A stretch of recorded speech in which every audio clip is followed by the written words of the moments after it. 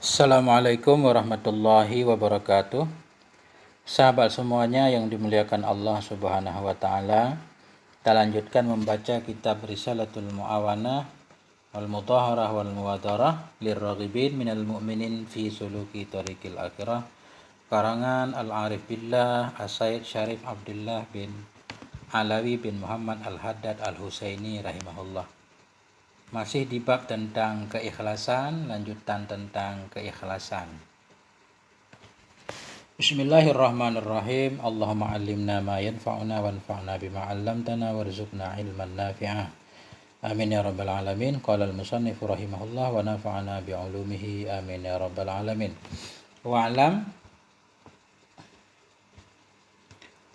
ketahui olehmu wahai saudaraku, annahu la yasluhu at-taqarrubu ilallahi illa bima syara'ahu ala lisani rasulih minal faraidi wan nawafili. Ketahui olehmu wahai saudaraku bahwa sungguhnya hal wasya'an itu la yasluhu, tidak patutlah, tidak layaklah oleh mendekat kepada Allah, melainkan bima, dengan ma syara'ahu, yang telah mensyariatkan ianya Allah akannya ma, ala lisani rasulihi, melalui lisan rasulnya, minal faraidi, daripada segala yang fardu, wan nawafili, dan segala yang sunnah. Jadi di materi sebelumnya atau di video sebelumnya, hendaklah setiap perkataan, setiap perbuatan, setiap apapun yang pengen kita lakukan, hendaklah kita niat untuk mendekatkan diri kepada Allah, untuk mendapatkan ridha kepada Allah. Niat untuk mendekat.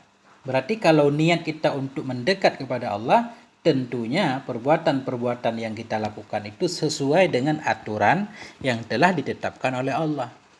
Enggak bisa amalan-amalan yang tidak dianjurkan oleh Allah kita jadikan sebagai alat untuk mendekat kepada Allah. Makanya di sini musannif menyatakan tidak cocoklah untuk mendekat kepada Allah melainkan dengan syariat-syariat Allah yang telah Allah syariatkan melalui nabinya, Rasul kita Muhammad sallallahu alaihi wasallam, baik berupa fardu ataupun sunnah. Dari sini kita memahami, setiap kita pengen melaksanakan fardu berupa perintah-perintah Allah, setiap kita pengen melaksanakan nawafil, segala sunnah-sunnah, hendaklah niat kita murni untuk takarrub, mendekat kepada Allah Subhanahu wa taala dan mengharapkan ridha Allah. Bagaimana dengan perbuatan-perbuatan yang mubah? Yang mubah artinya kita lakukan nggak berpahala juga nggak berdosa, kita tinggalkan juga sama.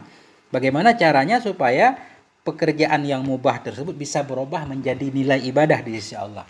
Ini beliau melanjutkan, waqad tu'assirun niyyatus shadiqatu fil amril mubahi fayasiru qurbatan lillah min haitsu innalil wasaili hukmal maqasid.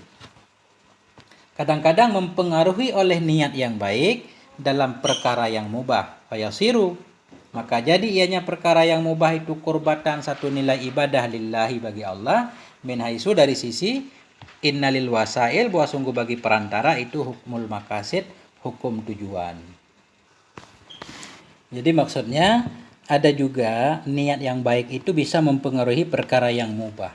Misalkan tadinya makan itu biasa-biasa saja. Makan artinya makan bukan dalam arti makan untuk menyelamatkan nyawa. Kalau itu hukumnya wajib. Ini makan santai, makan biasa, makan 2 kali sehari misalkan, itu perkara yang mubah. Jadi bisa dengan niat yang baik ini bisa berubah menjadi kurbah untuk mendekatkan diri kepada Allah. Misalkan dengan makan kita niat untuk kuat melaksanakan kerja, membantu orang lain. Dengan makan kita bisa menolong siapapun, punya tenaga, misalkan. Maka berubah ianya perkara yang mubah tadi menjadi satu kurbah, satu nilai ibadah bagi Allah, min haitsu, ditinjau bahwa perantara itu hukum tujuan. Kalau tujuannya baik, jadi sesuatu yang bisa menyampaikan kepada tujuan yang baik itu jadi baik juga, tentunya yang bukan maksiat. Kita menolong orang itu nilainya baik, ibadah. Sehingga kita makan makanan, dengan makan punya sedikit energi sehingga bisa membantu saudara kita. Jadi makan juga jadi ibadah. Nah, ini contohnya. Kama yanwi bi aklihi taqawiyya ala ta'atillah.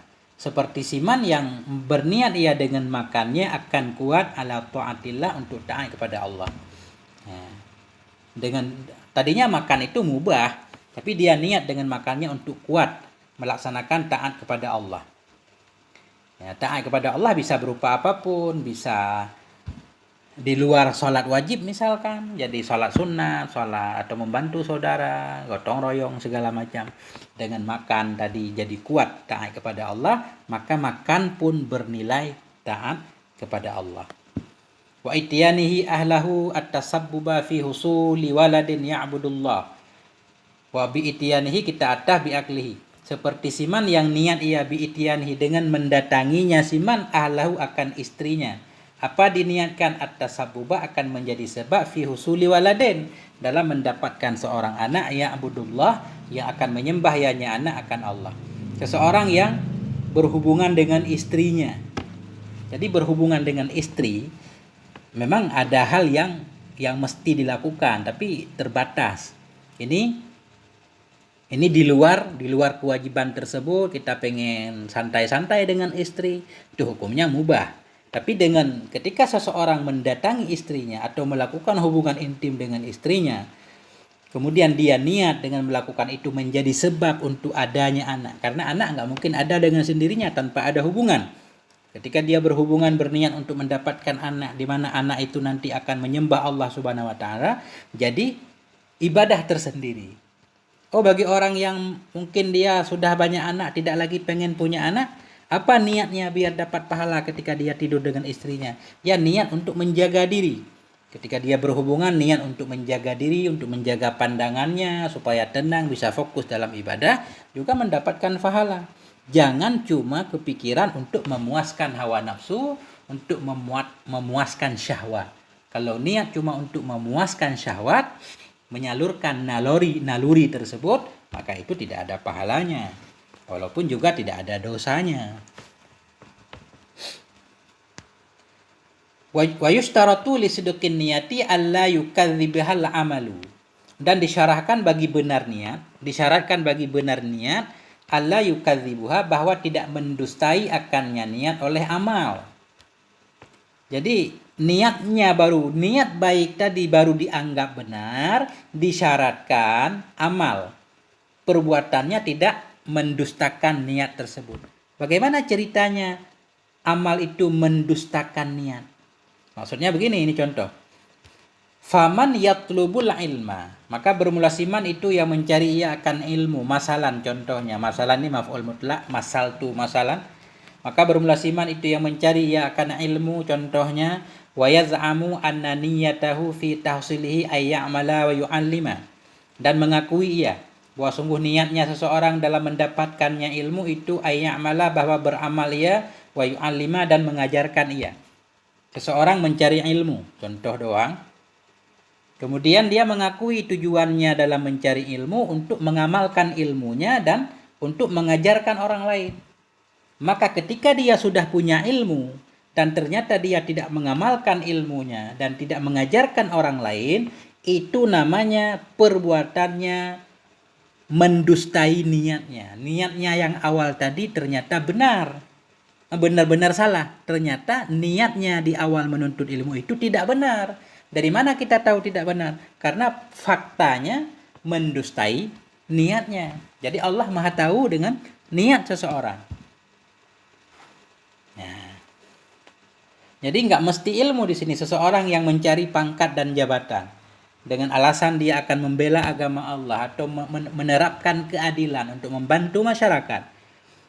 Begitu dia punya pangkat dan jabatan, ternyata semua itu tidak dia wujudkan, padahal dia mampu untuk melaksanakannya, maka niatnya di awal itu niat palsu, niatnya yang tidak benar. Kemudian Allah akan memberikan pahala kepadanya sesuai dengan niatnya. Kalau niatnya tidak benar, berarti balasan yang dia dapatkan juga tidak benar. Nah ini, fa illam yaf'al zalik 'inda tamakkuni minhu fa niyyatuhu ghairu shadiqah. Maka jika tidak melakukan ianya seseorang akan demikian mengamalkan dan mengajarkan. Maka jika tidak memperbuat ianya seorang akan demikian 'inda tamakkuni minhu, di ketika mungkin ia minhu daripadanya demikian. Faniyatuhu nisya, maka bermula niatnya seseorang itu ghairu shadiqah, itu tidak benar. tadi niat mencari ilmu untuk mengamalkan, untuk mengajarkan. Begitu dia mungkin artinya sudah punya ilmu tapi tidak mengamalkan, tidak mengajarkan orang lain, maka niatnya itu tidak benar. Berarti niatnya dari awal itu sudah tidak benar. Kama yatlubud dunia. Contoh selanjutnya seperti orang-orang yang mencari ia akan dunia. Wa yaz'amu annahu innama yatlubuha li ajlil istighna'i 'anin nas. Dan mengaku ia bahwa sungguhnya seseorang innama hanya saja yatlubu mencari ia akannya dunia li ajlil istighna supaya terkaya dari manusia. Dia mencari pangkat, mencari jabatan, mencari harta yang banyak dengan alasan supaya dia tidak butuh kepada orang lain, dia tidak perlu mengemis. Wa tasadduqi 'alal muhtajin. Dia mengakui alasannya li ajli tasadduk untuk bersedekah kepada orang yang membutuhkan. Dia mencari harta yang banyak siang malam tujuannya untuk membantu orang-orang yang butuh. Wasilatil aqrabin untuk menyambung tali kekerabatan. Fa illam yaf'al zalik, maka jika tidak melakukan dia akan demikian indal qudrah di ketika mampu alaihi di ketika mampu di atasnya demikian, fala asara li niyati, maka tidak ada bekas, tidak ada pengaruh bagi niatnya seseorang. Mencari dunia dengan alasan supaya tidak perlu mengemis, dengan alasan untuk bersedekah membantu orang-orang yang butuh, untuk menyambung tali kekerabatan, tali silaturahim. Tapi ketika dia punya harta dia tidak melakukan demikian. Ketika dia mampu maka fala asara, tidak ada pengaruh bagi niatnya. Niatnya di awal itu tidak ada nilainya. Artinya tidak bernilai kurbah untuk mendekatkan diri kepada Allah Subhanahu wa ta'ala.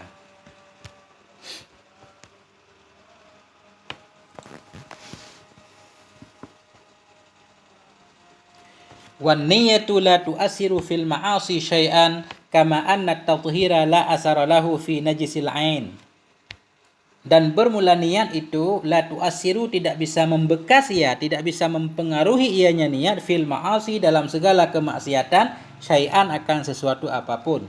Kama annat tathhira sebagaimana bahwa sungguh menyucikan itu la asaralahu tidak ada bekas baginya menyucikan fi najisil aini dalam najis ain. Sekarang kita punya niat baik tapi yang kita lakukan satu kemaksiatan, kemungkaran. Kita jual sabu dengan alasan hasilnya pengen membangun pesantren, membangun masjid. Sementara jual sabu itu maksiat. Niat yang baik tidak bisa mempengaruhi maksiat. Artinya tidak bisa merubah maksiat menjadi satu ketaatan kepada Allah Subhanahu wa ta'ala. Jadi tujuan yang baik harus dicapai dengan jalan yang baik juga. Sebagaimana menyucikan sesuatu itu tidak ada pengaruhnya pada najis ain. Kita pengen menyucikan najis anjing, najis babi, tidak bisa disucikan karena memang innya yang bernajis. Yang bisa disucikan itu benda yang mutanajis, yang terkena najis, itu bisa disucikan. Karena itu faman wafaqa insanan ala ghaibati muslimin wadda'a annahu yaqsudu bizalika idkhalas sururi ala qalbihi fahuwa ahadul mughtabaini. Maka bermula siman itu yang muwafakat ia akan seseorang manusia, muwafakat ala ghaibati muslimin kepada menggosip seorang muslim. Wada'a dan mengakui ia bahwa sungguhnya seseorang itu yaksudu, bermaksud ia dengan demikian menggosip tadi idkhalas surur akan memasukkan kegembiraan ala qalbihi kepada hatinya si muslim. Fahuwa nisya maka bermula dia nyasiman itu salah satu dari dua orang yang sedang menggosip. Karena tadi niat baik tidak bisa mempengaruhi maksiat, tidak bisa merubah maksiat menjadi satu ketaatan, maka seseorang yang mengikuti orang lain terhadap gosip. Seorang teman kita menggosip orang lain. Kita ikutan. Kita mengakui, kita ikut menggosip bersama dia, tujuan kita untuk membuat dia senang. Karena kita pernah mendengar, membuat senang saudara itu berpahala. Makanya kita ikut menggosip bersamanya supaya dia senang, memasukkan kegembiraan ke hatinya. Bahwa maka orang tersebut tetap dianggap salah satu dari dua orang yang sedang menggosip orang lain. Kenapa? Karena menggosip itu maksiat. Walaupun niat baik, tidak bisa merubah maksiat tersebut menjadi satu ketaatan. Wa man sakata 'anil amri bil ma'ruf, dan bermulasiman itu yang diam ia dari amar ma'ruf. Seseorang enggak mau amar ma'ruf. Wan nahyi 'anil munkar, diam ia dari nahi mungkar, enggak mau melarang kemungkaran yang terjadi di depannya.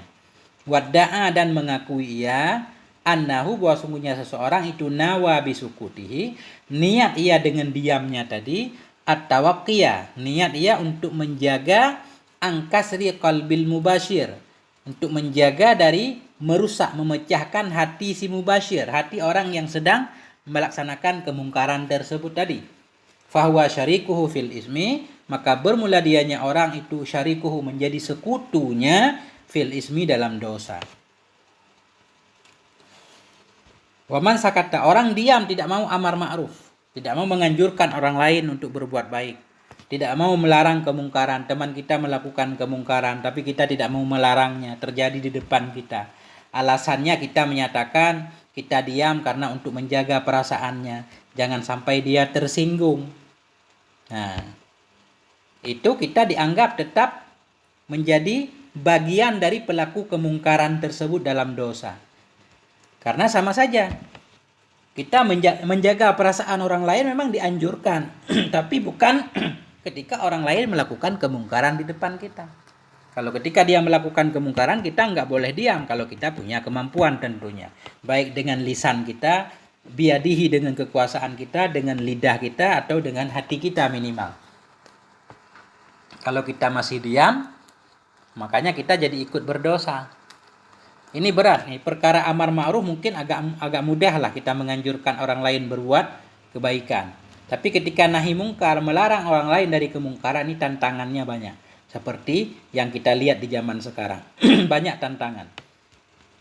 Tidak semua orang berani nahi mungkar. Karena orang-orang yang khusus, orang-orang yang la yakhafuna laumata laim, orang-orang yang tidak takut celaannya orang yang mencela. Orang-orang yang siap mengambil resiko, ini yang berani melarang orang lain dari kemungkaran. Kita biasanya sekarang hidup cuek, orang lain maksiat ya biarin, yang penting kita nggak maksiat. Kita nggak berani nahi mungkar. Maka orang-orang khusus kita harus mendukung setiap orang yang siap nahi mungkar. Tentunya ada syarat dan ketentuannya. Wa iza ta'allaqatin niyyatul khabisatu bil amali thayyib afsadathu wa sayyarathu khabisan. Dan apabila terhubunglah oleh niat yang busuk dengan amal yang thayyib, amal yang baik, afsadathu, niscaya merusak ianya niat yang busuk tadi, akannya amal yang thayyib, wa sayyarathu, dan merubah ianya niat yang jelek tadi, akannya amal yang thayyib khabisan, menjadi busuk. Yang kita lakukan amal-amal baik, tapi niat kita jelek. Amal baik itu contohnya apa aja? Bisa menolong orang lain, bisa berdakwah, bisa mengajarkan orang lain, bisa juga sholat, ibadah segala macam. Itu amal thayyib.